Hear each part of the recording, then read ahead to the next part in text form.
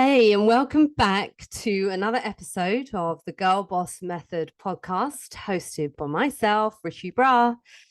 Hey, ladies, I hope you're having a wonderful week so far. So, today we are going to talk about one of the topics from inside the program, um, how to optimize your time at the gym. So, obviously, we know that time is of the essence. And when you are a busy, career driven woman, it can be really difficult knowing how to maximize your gym time. So we're going to talk about some efficient and effective strategies. So firstly, we want to make sure that you actually plan your workouts. So when I say plan your workouts, so obviously we have workouts programmed, but we need to think about where we are going to put these into the week. So you need to schedule your workouts like you would an important meeting, and you want to decide on the days and the times that you'll go to the gym. So you're making that commitment already. And so it's not going to be a case of you didn't have time overrun, you couldn't squeeze it in, you were just kind of hoping for the best. If you've got it allotted in your diary, you're more likely to stick to that. So if that's like the morning, for example, and let's say your workout sessions are 30 to 45 minutes, it might be easier waking up 30 to 45 minutes earlier than normal and getting it done, and then it doesn't affect the way that the rest of your day goes, and it's not going to be packed at the end of the day when you're like tired, etc. So again, just working out a time that suits you, it suits your lifestyle as well. And again, sticking to a consistent routine is going to give you better results and actually allow you to stick at it for longer. So if you know that every Monday, Wednesday, and Friday you go at 12:15 p.m. in the afternoon on your lunch break, that's allotted into your schedule, and do or die, it's done. And then obviously it's really important to actually track your workouts within the app. And so this is going to allow me to see your progress, or for both of us to actually track your progress over time. We can see if you are applying the laws of progressive overload and finding out whether or not we need to change things up as well. And just, it's a great way of monitoring that progress as well. So really important to track your workouts.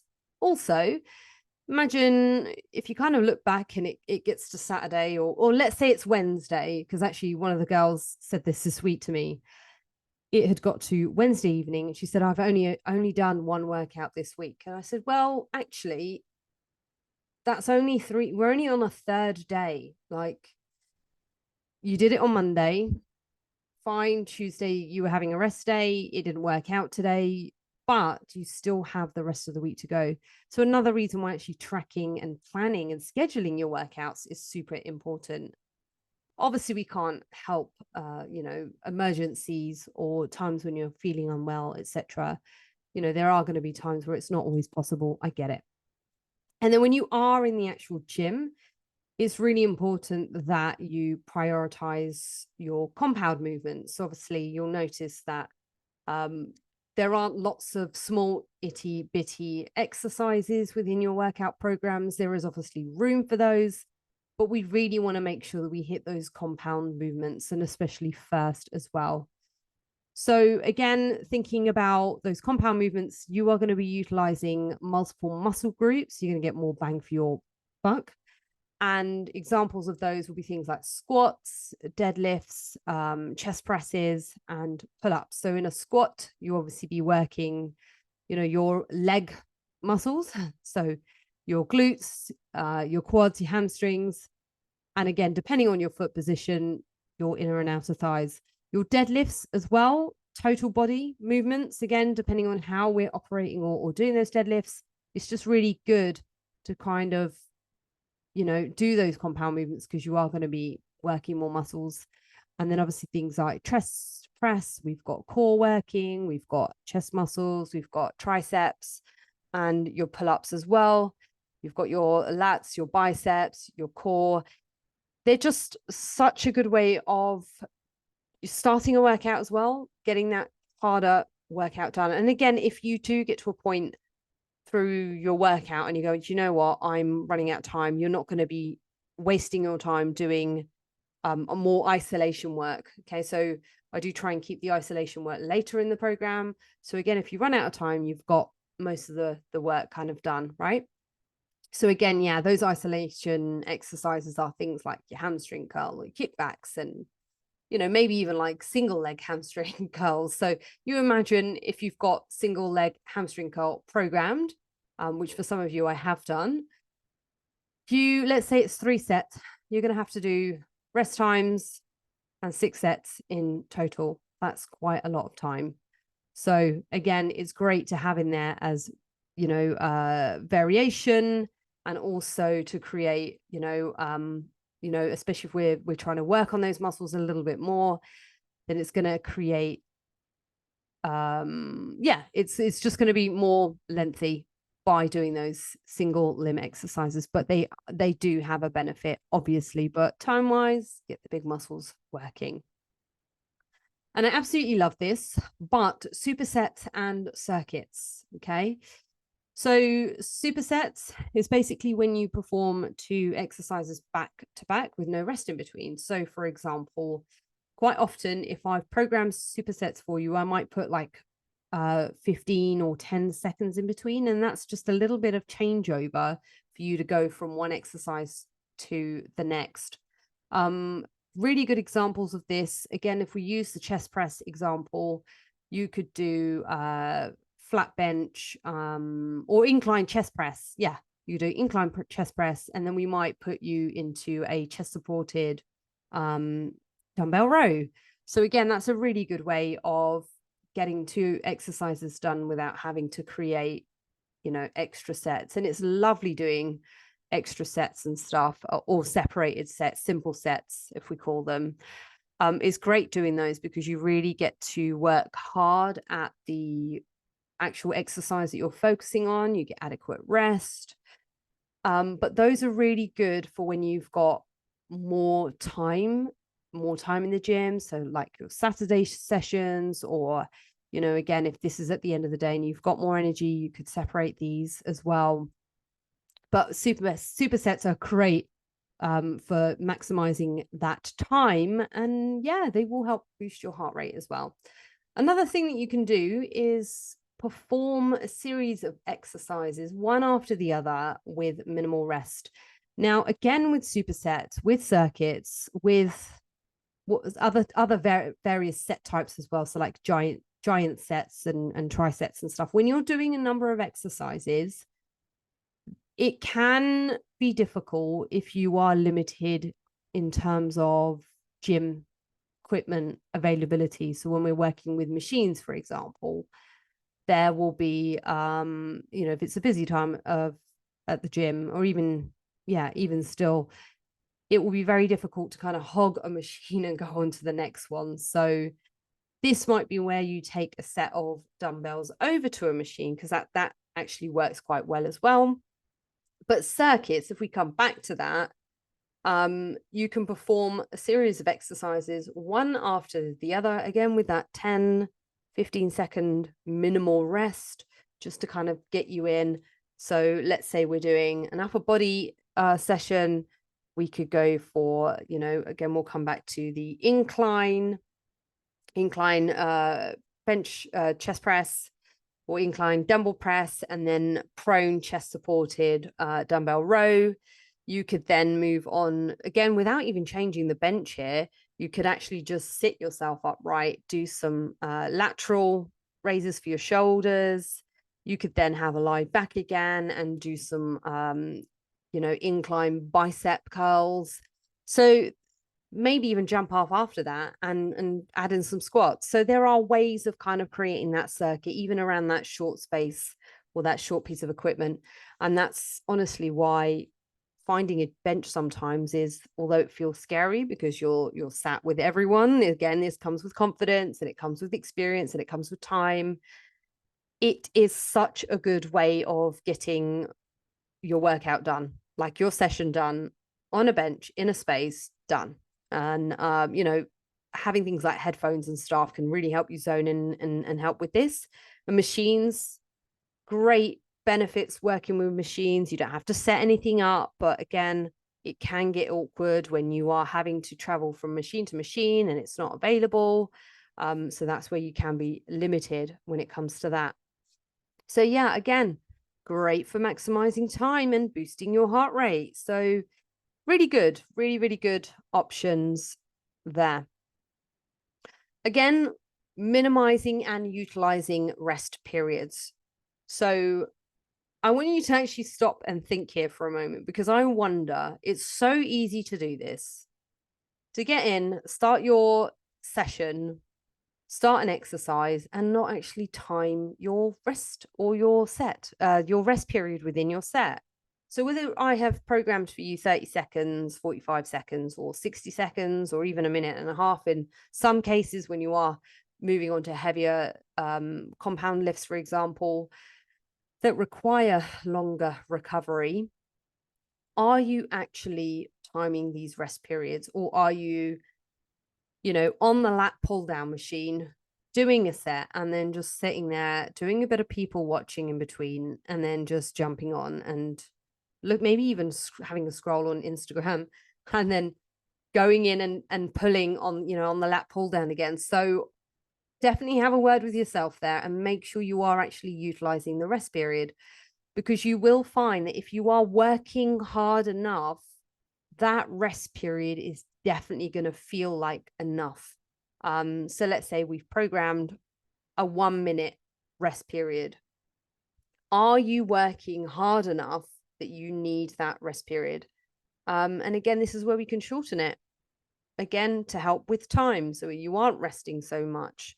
And perhaps maybe you will think about changing the load in terms of the programming as well. So you're not just doing, heavier, lower reps that require longer rest periods. It might be that we work into a more of an endurance phase where, you do higher reps, which allows you, to have those shorter recovery periods. So yeah, thinking about those rest periods, are you actually doing them? Do we need to reduce them? Are you working hard enough in order to make, or are you just going through the motion? So yeah, touching on that again, if you're not working hard enough, then we need to put the weights up. Okay, so other benefits for this is keeps your heart rate up and helps you save time. And yes, use a timer. So I wear a watch. I'm sure some of you wear watches, or you might have your phone on you. If you can help it, try not to escape into an Instagram scroll. Ideally, when you're working out, you've got the app open, you've got your program in front of you. You can actually use the set or the rest timers within the app as well. So if you just click on that, it will give you that countdown, and then you can obviously make sure that you're staying on track. But yeah, that's sort of the most thing on there. So yeah, I know sometimes you think you don't want your phone, but actually your phone, if you are disciplined and you're making sure that you are just looking, if you are just looking at the workout itself, you're tracking your workout, you're making sure that that's priority on your phone. You're not going and replying to messages, because that's going to take time as well. If you start replying to people whilst you are training, you're going to take longer than the rest period that you need, right? So yeah, just a word on that. Other things, HIIT is brilliant. HIIT is such a time efficient and effective form of exercising. So if we kind of look at it like this, if you've got the time to do steady state, let's say we're talking about cardio here, you've got the time to do steady state, you could do 30 to 45 minutes on a cross trainer working at 60-70% of your heart rate, or 50 to 60% of your heart rate. Or we can start looking at utilizing HIIT training. So again, we can work your heart or your body more intensely within that shorter period of time. So again, ways that we can kind of incorporate HIIT in terms of doing when you do cardio portions is, you know, hard and fast for 60 seconds or half a minute, and then having, you know, that shorter recovery as well. So it's those bursts, it's those alternating between intense bursts of activity. And again, having those shorter rest periods that can help. And you can actually apply this, yes, to cardio, but also to strength workouts as well. You're not really going to be building as much when you're doing strength workouts. You want to make sure that if you are opting for this, that you are focusing on your form, your technique. You want to prevent yourself from getting any injuries, and again, still making sure that the workout is effective. And we are looking for quality when you are training, but not like hard and fast and as many as possible. So more doesn't mean better. And I just want you to remember, okay, when it comes to optimizing time at the gym, when it comes to your busy lifestyles, no one needs to be, and again, this is, when people say they don't have time for fitness, nobody needs to be at the gym every single day. You do not need to be at the gym every day to achieve results. Firstly, you want to make sure that your nutrition is on point. Focus on your calories and your macros. Focus on your energy consumption first. Then we want to look at our NEAT, our non-exercise activity thermogenesis. I think that's right. We want to focus on your NEAT. So you want to make sure that your steps and your daily activity, those are going to matter most. You don't want to have a period or, you know, a day where you are sat in a slog and you're doing nothing. You want to make sure that we are getting up out of chairs, we're getting out away from desks, we're going outside, we're walking around when taking an important phone call. So we are trying to make sure that we are upping our NEAT, we're upping our movement capabilities as well. Just keep moving. So nutrition first, get those steps in. That's where you can make small wins, get daily activity in. Again, if that means steps, if that means doing some gardening, if it means whatever that, having activity, so even like stretching and stuff, whatever it means, just so you're not just sat in a slog, you're not sat working from home or in the office where you're just sat still for hours on end. You've got to keep moving. It's really important. That's where you are going to get results, is by changing your lifestyle. And then when it comes to the gym, where we just seem to put so much precedence on, it really doesn't need to be that way.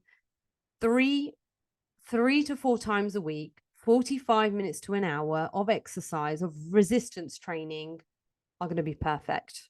So if you could only work out every Monday, Wednesday, Friday at 12:15, and you had to clock off by 1, because after then you had to, you know, get your lunch in and then get back into work, then that's just the way it goes.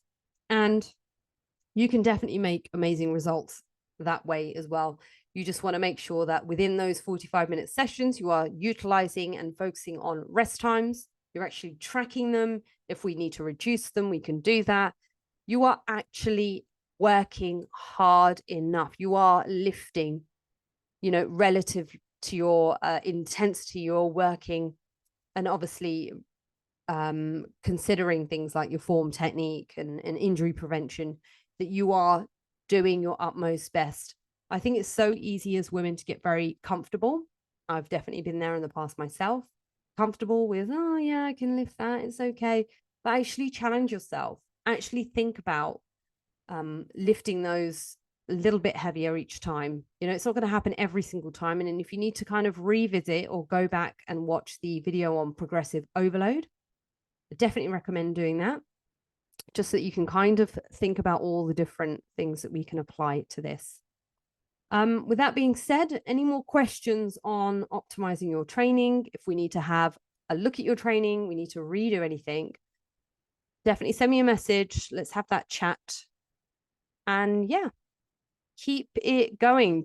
Let's not let excuses get in the way. We want to make sure that we're staying on top of our health and fitness, considering our lifestyles. And if you've just stumbled across this podcast and you want to learn more about the Girl Boss method or myself, all the clients the wonderful ladies that I coach, then you can follow me on Instagram at Ritu Bra, and we'll see you here next time.